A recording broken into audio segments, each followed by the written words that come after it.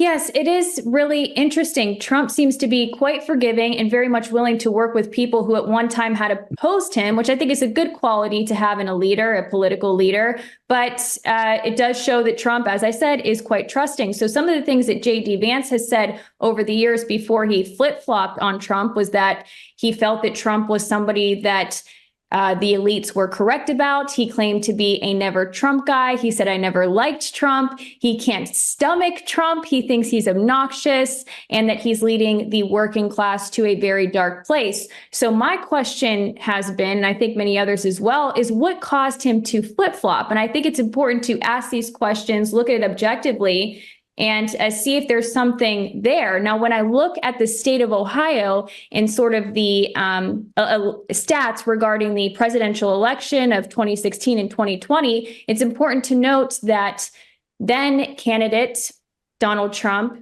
did win the state both times by a pretty significant majority, I would say. I think the second time around in 2020, it was somewhat close, about 500,000 votes between Joe Biden and Trump, with Trump being the victor in this.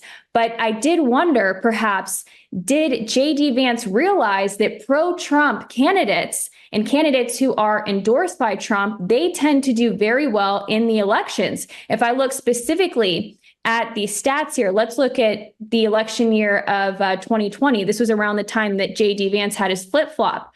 Trump endorsed a total of 188 candidates.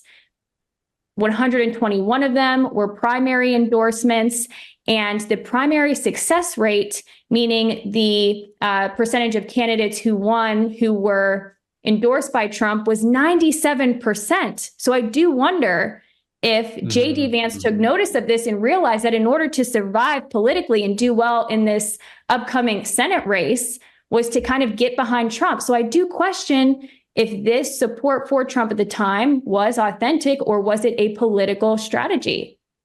Yeah, it is interesting. I heard JD Vance on the news today. Obviously, all of the journalists all over him, digging out these old quotes. And his excuse was, well, in 2016, I really didn't know Trump very well. It was leading up to this election, and those are my views then. I now saw what a brilliant president he was and what a brilliant president he's going to make in the future, and I changed my mind. And I also realized that the media, he blamed the media again, the media manipulates a particular image of Trump, and I'm not going to let them get away with it. What's your take on that, James?